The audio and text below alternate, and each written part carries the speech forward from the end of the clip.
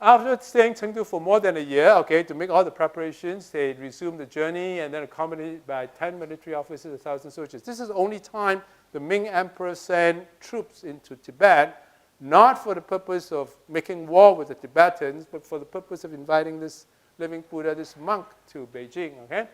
10 months later, they arrived at the monks region, the so-called living, okay, this is straight translation, okay? I'm not trying to insult anybody, okay? So this is written by the Mandarins in China. They don't have very much respect for Tibetan monks, okay? So the so-called living Buddha was worried that a Chinese man harmed and hid himself. This angered the Chinese military and planned to use force. The barbarians, again, a straight translation, okay? The barbarians attacked them at night, seizing all the treasures and weapons. 2 officers and several hundred soldiers died, and an additional half of the number were wounded. Okay? Liu Yin escaped using a fast horse, but was able to save himself and nothing else.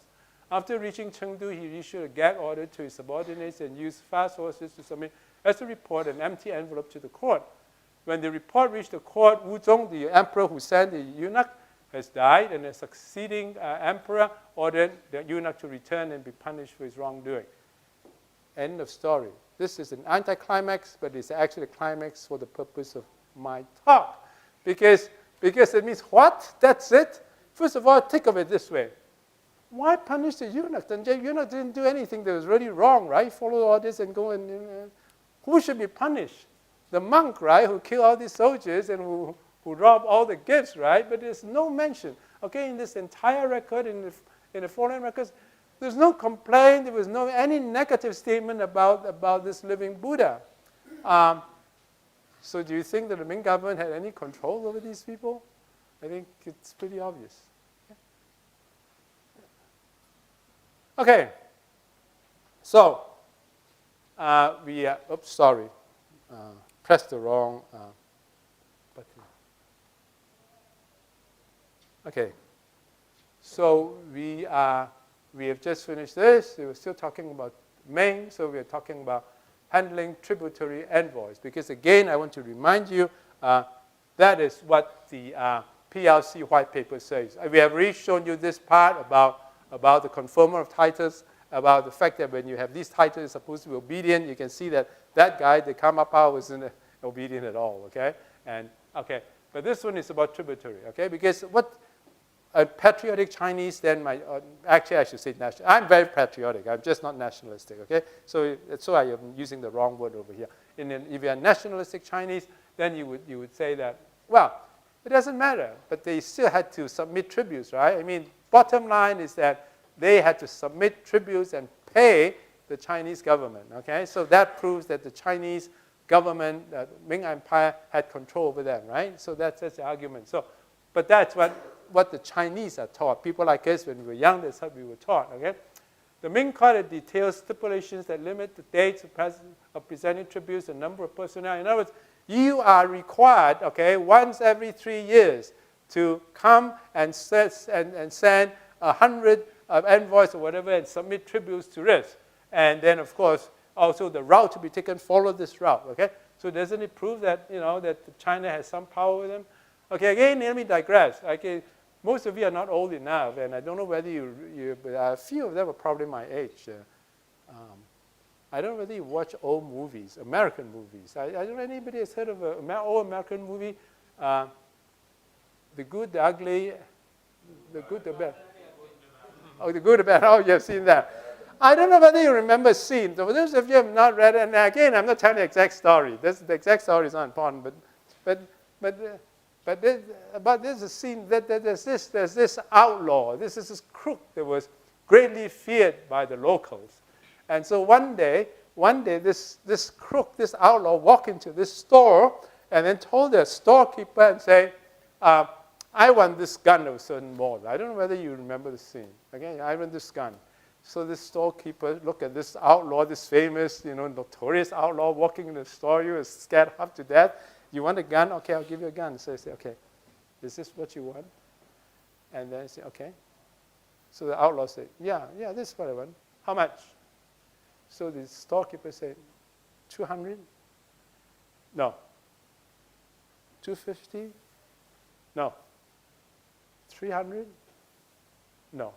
Wait a minute, you think I'm being old and senile, I'm reversing the story. Why is he raising the price? You're asking for how much, right?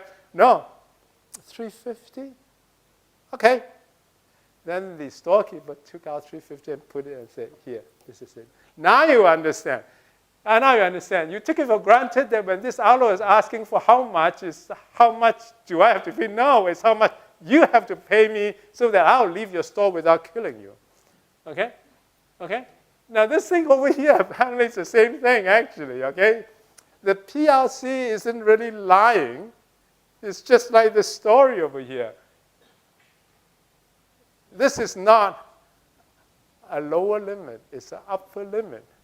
And you can see it again from Ming history, how it's recorded, okay? Well, first of all, let's look at this table.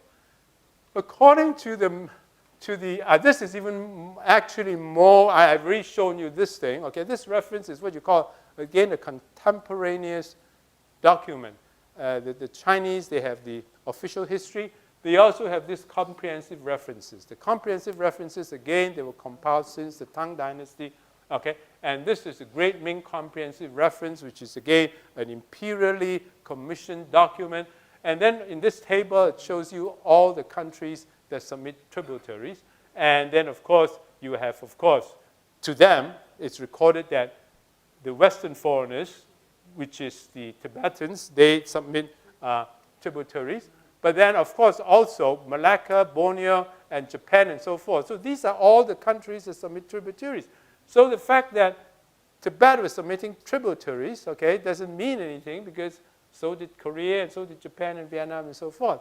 But actually, the Tibetans was something special, okay? They submit tributaries in a very different way, and which, of course, most people don't know about it unless they read the official history. And so this is official history, okay? Ming history. If you go to scroll 331, remember, all these things about Tibet, they are recorded in the second to last scroll. I mean, they're so irrelevant, the second to last scroll. And then if you go to that page, okay, you can see this, okay? This is about one of the spiritual kings, the spiritual king of Chanhua Wang, okay? And then in 1465, please remember this number again because it'll come up later. The Ministry of Particle reported 30 years ago, only 30 to 40 tributary envoys came from this polity, okay, one of the spiritual kings in Tibet. Later, 10 times that number came. In the past years, the number increased by 100-fold. Now the tributary envoys have again arrived. We beg your majesty to instruct King Chanhua, okay, to conform to the old rules established in the 1370s. That is to submit tributes only once every 3 years. So it's not like you have to come every 3 years. It's the other way around. It's don't come too often, okay, because you people are too expensive. And you know why it is expensive? Okay, let me digress a little bit. It can be shown that at that time, and again, you'll be surprised, but you can actually look at old records. Each envoy was made to believe that as long as you go to, and these envoys basically are, again, sorry, okay, these are monks, okay, some of them are not even real monks, okay, they go to Beijing and they kowtow, okay, they knock their head on the floor, and you know how much they're given? Think about it. An upper middle class family in Germany or the United States today, they make roughly about $150,000 US. Okay? What they were giving each of this envoy, and that is very clearly recorded, okay, in the government documents, each of them is given the amount that is made by an upper middle or middle class family in the Ming Empire. To translate, it means that if the United States or if Germany were to announce to the world, for everyone that comes to my capital and kowtow to our leader, I will give you 150 US dollars. What do you think would happen? You have crowds trying to come in, okay? Which is exactly what's happening over here, is that they started out with 20 and 30 envoys, and because it's 100, it becomes 300, because my goodness, all I have to do is to try to make the trek to Beijing, and I get, think about it, 150,000 US dollars, like today. Okay? So, earlier it was 1260, and then And then the border officials followed new rules and wanted to allow only 150 because that was a quota. The quota was not a lower limit, it was upper limit. You're not allowed to send more than 150. The Ministry of Particles felt that since the envoys had really entered the country, it's difficult to reject them. Hence, the ministry requested that following the wishes of the envoys, they would all be admitted, but be counted against the quotas of the next 2 tributes. In other words, okay, the next 6 years don't come anymore, okay, because you already used up your quota. And this was approved. In 1508, officials of the Ministry of Particle pointed out that a number of tributary envoys exceeded the limit and would be counted against the number of the next tribute, okay? So it's exactly like the outlaw that I was talking about is that, you're not talking about the outlaw paying you money, it's the other way around. Okay, so this is an explanation, okay, given in the Ming official history, which is called the Ming history. This is still the translation for Ming history, okay, which is official history. Submitting tributaries is profitable. Of course it's profitable. It's like giving, each person 150,000 US dollars. Therefore, although restrictions were repeatedly opposed, the rivals kept increasing. And then in 1569, the Ming court specified the following. And that these spiritual kings, okay, in Tibet shall all submit tributes once every 3 years. So that's what the PRCs use. The PRCs is there, you see? We require them to submit tributes once every 3 years, okay? Except that, well, they actually, the background meaning is not really what you think. The number of tributary envoys from each entity, each polity, each of these things, shall be 1,000, okay? You can't send more than 1,000. And every time they exceed 1,000, can you imagine? 1,000 people come into a country, kowtow to your emperor, each gets 150,000 US dollars, okay? Half of them will get full reward, and the other half will get a reduced reward. They get half a reward, actually. So half of them will get, okay? So out of 1,000, 500 will get the full 150,000 US dollars. The other will get 75,000 US dollars. Among those receiving full awards, 8 will be selected to proceed to the capital. They have basically a free trip, okay? Go and visit Beijing and look at the palace. The rest will remain at the border, okay? And this becomes the established practice. Now, this is a clean version. This is a clean version in the sense that it is written in the official history and it's to save face, okay? Now, remember I asked you to remember the number 1465, the Ministry of Particle reported. Okay, how was the original report? You would read the original report by the officer. It's even more amusing, okay? This is something that has been sort of beautified and cleansed for inclusion in the Ming history. So anyway, this is the guy that actually submitted the report. Again, I'm doing straight translation. Please don't throw tomatoes or eggs at me, okay? It's going to be insulting to the to the host over here. But okay, this guy actually is Yao Kui, okay? He's ranked first in the National Service Examination. Okay, there were only 6 ministries. A minister in Ming China is very much more senior than a minister of the British government or even the cabinet secretary of the United States of America, because there are only six ministries, okay? And this one is a Ministry of Particles and also a Ministry of Officialdom, okay? There are 6 ministries. So it's a very, very, very senior person. And then, again, it's a very prestigious person. Again, this is the way we decide whether a certain book or a certain person has credibility, okay? This person, okay, ranks first in the National Service Examination, senior minister. How do we know that?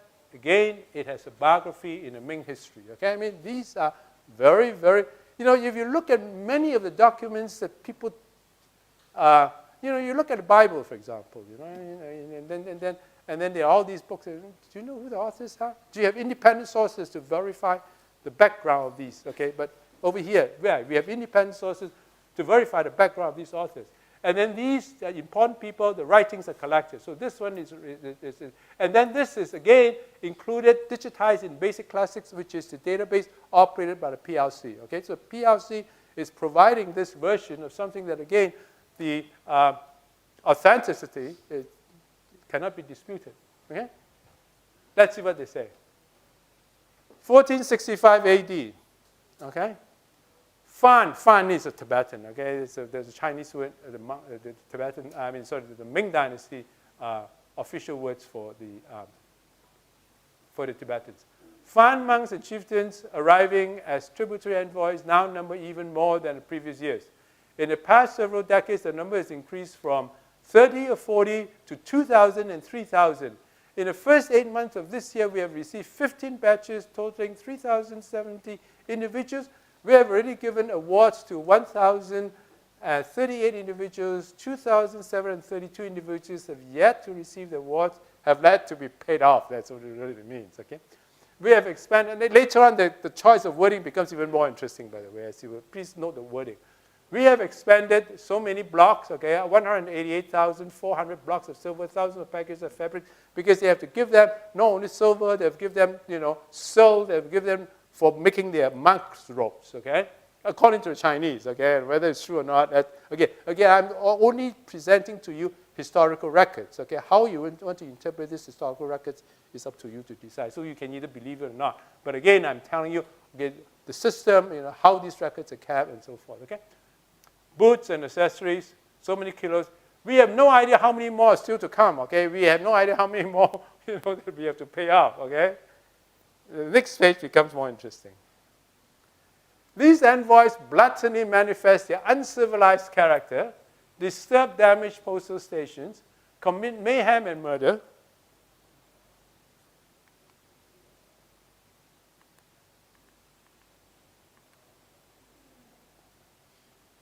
violently rape women and maidens, pardon me, okay, the straight translation, okay, and trade in smuggled tea. Some of them are robbers disguised as monks, in consideration of the audience over here, I've actually omitted some of these unsavory comments that are not very favorable to the Tibetan monks. Among them are hundreds of variations of deceptions and trickeries, and there are repeated law violations. At present, we have floods and droughts. Chinese people's livelihood is miserable, and it's difficult for them to support these expenses of paying off these monks. The Ministry of Works and other government offices have difficulty in meeting the demands of fabrics and boots. The expenses are huge, and the disturbances are frequent. If this is not handled properly, there will be inconvenience and consequences. This is a senior officer who passed his civil service examination, and he knows how to sort of use nice words, okay? So he says, okay, there are inconvenient consequences, okay? So it's a very nice way of putting it, okay? And then there's telling the emperor, okay, the central court is that we request the imperial court to tell the Fan kings in Wusuzhang in Tibet to be ordered to counsel, okay? I purposely use this word because, okay, if you know Chinese, it's a very interesting word, okay? Counsel. First of all, you're complaining that these people come and rape your woman, okay? They're trickeries, okay? They commit mayhem and murder. And then you're asking their government, okay, their rulers to counsel them, how to counsel them. Not saying that I'm going to kick you people out. At least if you don't arrest them, at least kick them out, right? No. What it says is that since the distance to be traveled is great, if there are too many tributes, there will be too much expenses and effort. There are also impostors and criminals. It's advisable to follow the old regulations established in the it's 1370. There's no zero here. In the 1370, so as not to impose too much on other people. You think about it, okay? I mean, these people, according to your version, is that they come and rape, they come and rob, and they come and do whatever, and you're just telling them that don't come too often, okay? I mean, you're imposing too much on other people. Other people simply means, be considerate. And then the imperial decree says, yes, so order. Yeah, agreed. So you get a very different picture of what those tributaries mean and whether these Tibetans submitting tributaries actually represent a submission to the Chinese Ming government. So that is the end of the Ming section. So I think I'll open a little bit up to questions. After that, we can, if we have time left, we can go into Ming, Qing, okay? And Qing, of course, will be longer, actually. So, any questions about the Ming? Thank you, Professor. My only request to the questioners is please keep the questions brief so that more questions can be asked. Thank you. Yes, sir.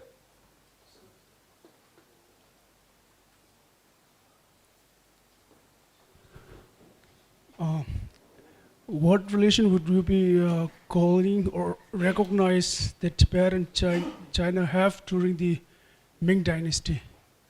I'm sorry, could you repeat that? My hearing isn't very good. What relation will you recognize that Tibet and China have during Ming Dynasty?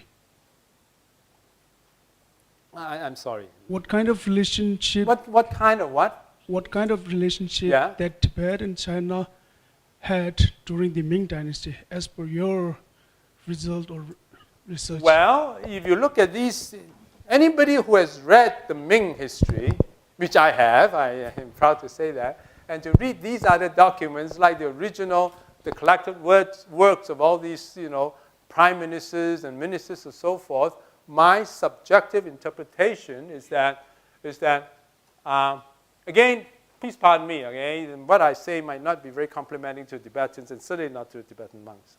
But at that time, I think it's well recognized, and it's the American scholars and the European scholars recognize that too, is that at that time, Ming Dynasty culturally and economically was way above everybody else, okay? It was way above Germany and those places. The Germans think of the Ming Empire as the ideal place where people are civilized. The nobles, the aristocrats are created not because your parents fought in a war, but because you passed the civil service examination. It was a unique thing, okay? It was a unique thing in the entire world, okay? In all the other countries, how do you become aristocrats? Because your grandfather killed a lot of people in the war, okay? But these are just one of the examples, okay? They were so rich they accounted for more than half of the world GDP, okay? So the Ming Emperor was, and this is official, the Ming Emperor basically had this idea that's called Ho Wang Bo Lai. In other words, we get very little from them, from these tributary envoys, and we want to make sure that these people don't get the wrong idea that we want your wealth. We are so rich, okay, that your wealth is just pitiful. We are going to return a lot of gifts to you, okay, to show them our benevolence, okay? This is official policy of the Chinese government, okay? It's called Ho Wang Bo Lai, okay? And so they do it to all the countries, but then some countries, they only do it just to show off because they're just so rich, okay? And so to places like the Philippines and Malacca and the Ryukyu Island, which is Okinawa. To the Tibetans, there's also another reason, is that honestly, to the Chinese, the Tibetans have always been troublemakers, okay? And they discovered that the Tibetans are very obedient, or they believe in the monks, the lamas, okay? So they figured that the cheapest way, instead of having wars, okay, instead of sending people and lose their lives, is that they would just pay them a huge sum of money to these lamas and hope that these lamas will go back, okay, and control the people. And apparently it worked, because if you read the Ming history, the official history, and all the other books, you see that there were no major wars. And apparently the lamas, after receiving each 150,000 US dollars, okay, they were able to. That's my subjective interpretation as a Han Chinese who have read Chinese records. Okay, but that's very subjective.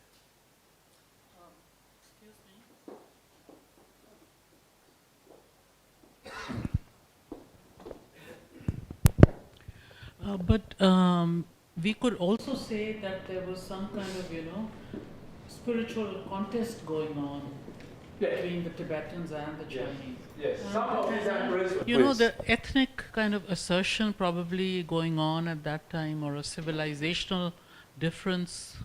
Can you throw some light on that? No, I would like to, just to add on to what you have said, there's another factor that I forgot, and that this is very important. The whole question of identity at that time, the Tibetan identity and the Chinese identity. Honestly, I don't think it's an identity issue, because my perception is that the Chinese look down on everybody. Okay, it's like an equal opportunity discriminator. Okay, and I don't think they are interested in the Tibetan culture or Tibetan identity.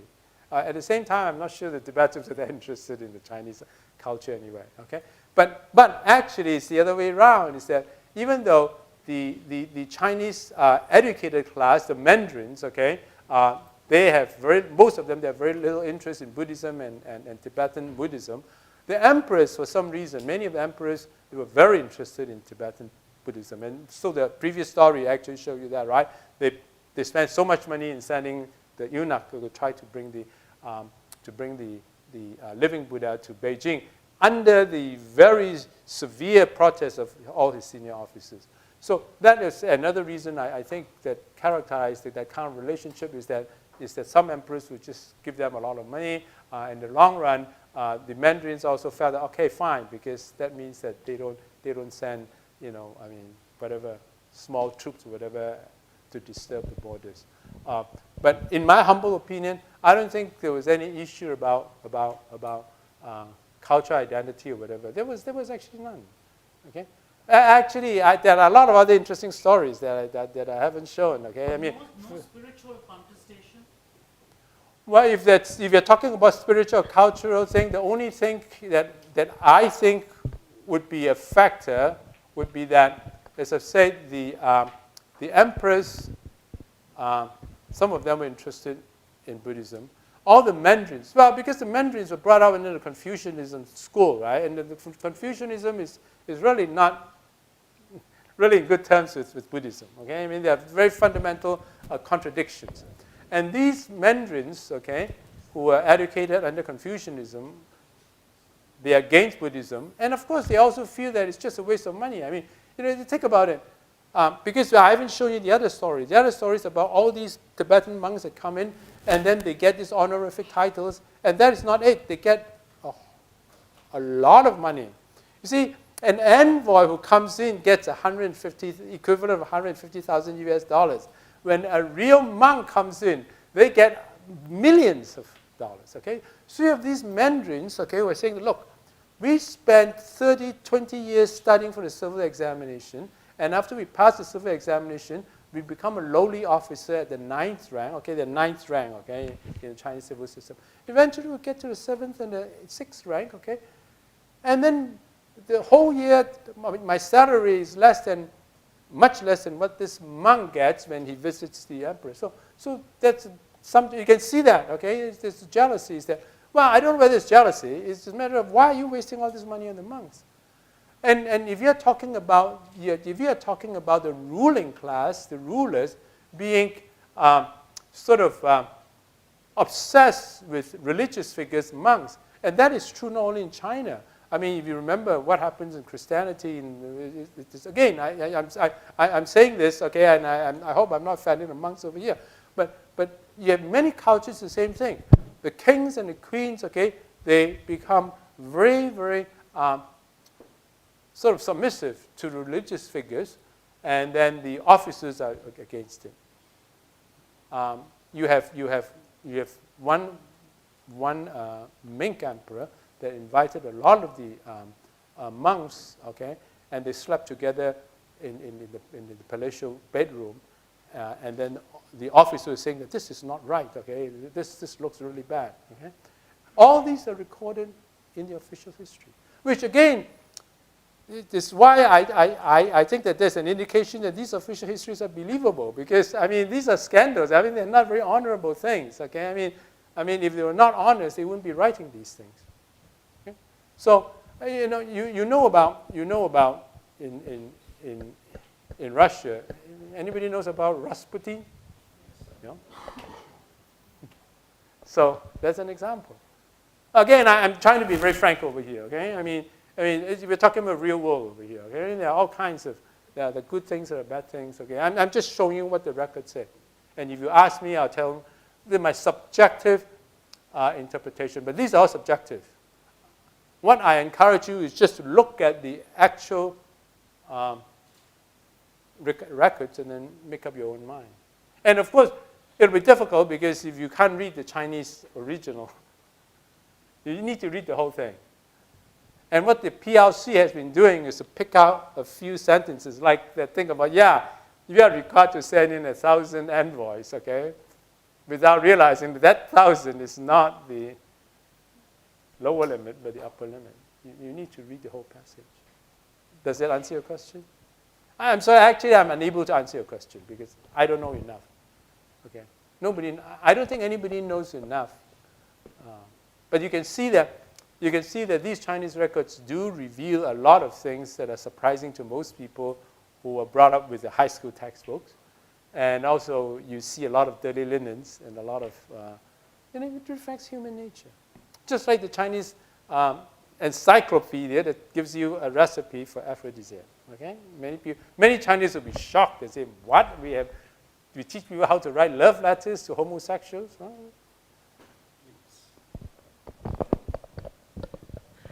Thank you, Professor. It was very interesting talk. I have two very specific questions. One, you were talking about YE, which YE. Yeah. So in that context, I think there were Tongi, Pei, Shi, all that. So if I see from that perspective, do you see the whole of other areas as foreign during the Ming Dynasty, in the sense that Pei, 或者是 Nani, and all these account to independent countries or not? The second question is also related to this, is that when you're talking about the Ming Dynasty, and we are really concerned in India over the revival of the Silk Route, which again date back to the Ming Dynasty. And when we are talking about the Silk Route, which actually goes from the Tibetan areas where the trading of tea and horses were done, could you throw light about how that kind of relationship was existing, which is again interested for most of the people out here? Thank you. I don't think I have expertise in both. Could you repeat the first question? What was the first question? I was saying that you was talking about Tongi and Pei, like you were talking about the, Now that one, I think Mongolia, that the answer is pretty obvious to me. Yi simply means foreigners, okay? They are not Chinese, okay? Yi, okay? And then if you look at the membership of these groups, again, it confirms, Japan and Vietnam, okay? They are foreign countries, okay? There are other places where China very clearly state that these countries, are not part of us, okay? Now, however, just like today in the United States, okay, you have more influence in Afghanistan, you have more influence in Haiti, and you have less influence in Russia. But simply because the United States, they have more influence in Iraq, because they have soldiers there, okay? And they have more influence in Afghanistan, and they have less influence in Russia, for example, or even less influence in India. It doesn't mean that Afghanistan is part of the United States. So at that time, okay, on one hand, you do have this explicitly labeled Yi, which foreigners, okay? And some countries, they have closer relationship, including, for example, the Tibetans who come and collect $150,000 each. But actually, if you look at the Ming history, you see there are even closer relationships with Vietnam, and certainly with Thailand, and certainly with Okinawa and those places. Okay? But the nature is different. Again, I'm sorry. The Tibetans are the ones that extorted the largest amount of money from the Ming emperor. No country, no polity compares to the Tibetan monks in terms of getting money. Okay? But when it comes to culture, then it's very, because the Chinese, they have official schools, okay? They have these official schools, and they record, polities, okay, political entities that send students, okay? You have Okinawa, even by the time of the Qing Dynasty, you even have Russians sending students to these Chinese schools in Beijing, okay, to learn Chinese and whatever. The Tibet polities never send anybody. Nobody. So if you measure relationship, there are different kinds of relationship, but certainly when it comes to cultural, that's very good.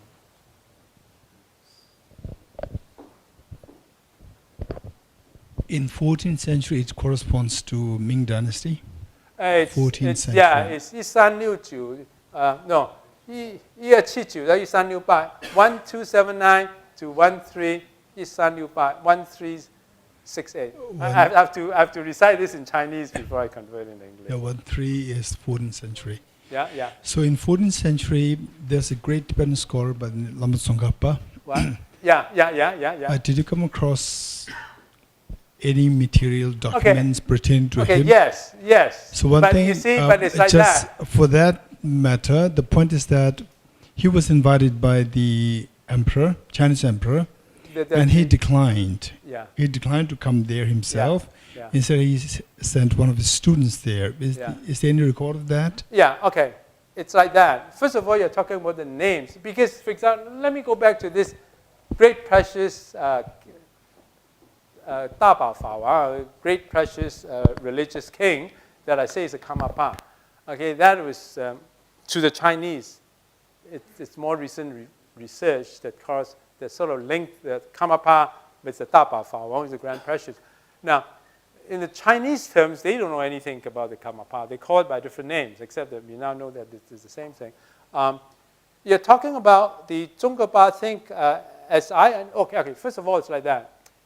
When you're talking about Chinese history, are you talking about Ming era writings or Qing era writings on Ming, or are you talking about Qing history written by the PRC? Okay, now, the much clearer one is the Dalai Lama.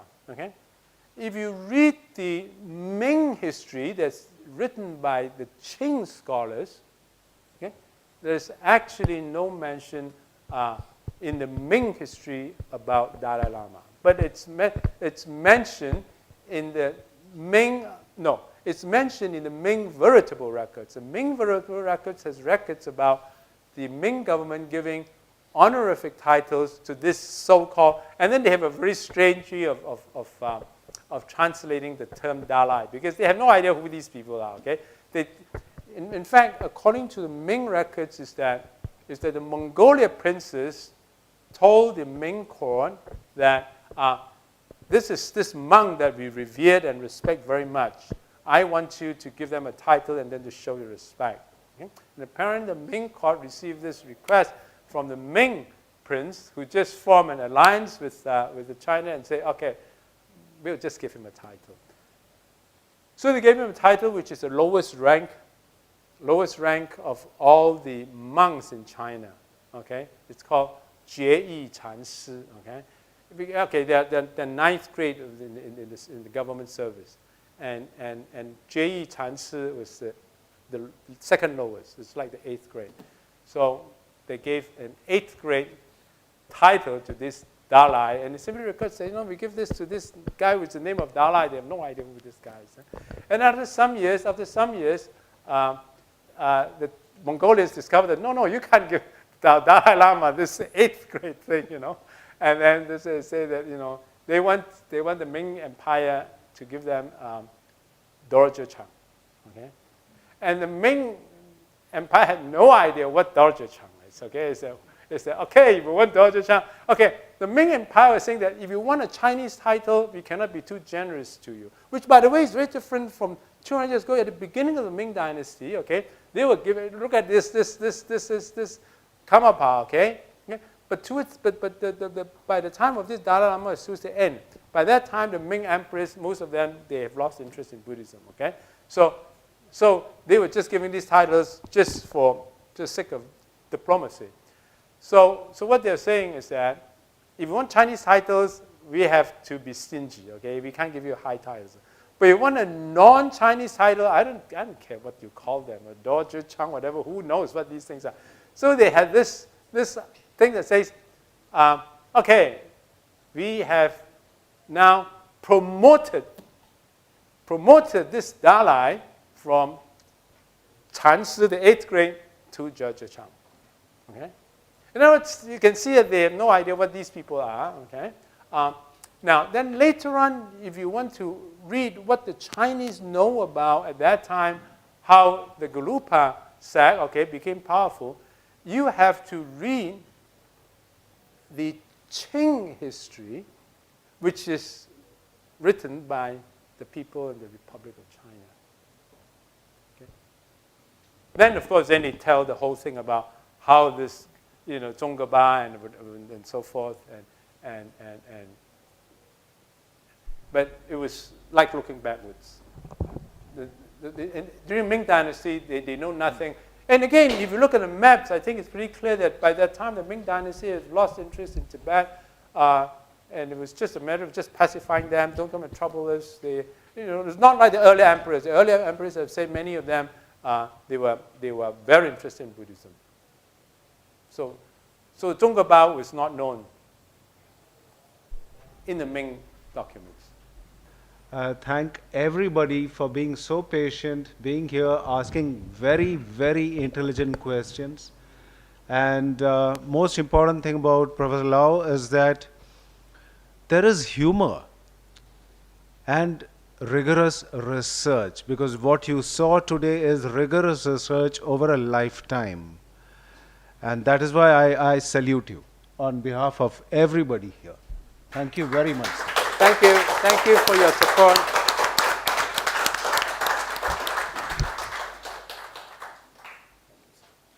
Well, thank you again. Good night. I hope I'll see you again tomorrow.